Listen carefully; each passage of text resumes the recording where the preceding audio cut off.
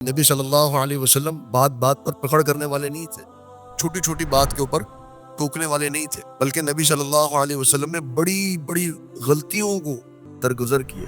یہ جو نرم پڑنا ہے نبی صلی اللہ علیہ وسلم کا، اس کا نتیجہ کیا ہوا کہ صحابہ آپ کے ساتھ چمٹ گئے، آپ کے ساتھ جڑ گئے۔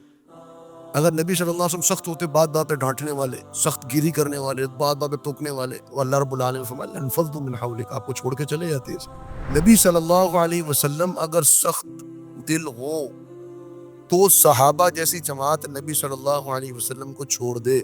میں اور آپ اگر سختی کریں تو ہمارے ساتھ کون رہے گا دین کے معاملے میں؟ تو دین کے معاملے میں ہمیں وہی نرمی اختیار کرنی ہے جو نبی صلی اللہ علیہ وسلم نے کی۔ صحابہ جیسا ایمان کسی کا نہیں تھا، لیکن اگر نبی صلی اللہ علیہ وسلم سختی فرماتے تو صحابہ بھی چھوڑ کے چلے جاتے۔ اور میں یہ کہوں گا کہ دین کے معاملے میں سختی کروں اور لوگ میرے ساتھ چلے، یہ ممکن نہیں۔ دین کے معاملے میں نرمی انداز میں، نرمی کا معنی یہ نہیں کہ آپ دین کے احکامات کو نرم کر دیں، 5 کی جگہ 2 نمازیں پڑھ لو، پردہ کرنا چھوڑ دو، نہیں۔ نرمی کا معنی یہ ہے کہ انداز نرم ہونا چاہیے، انسان کا اخلاق اچھا ہونا چاہیے، غلطی کی نشاندہی آپ نے کرنی ہے۔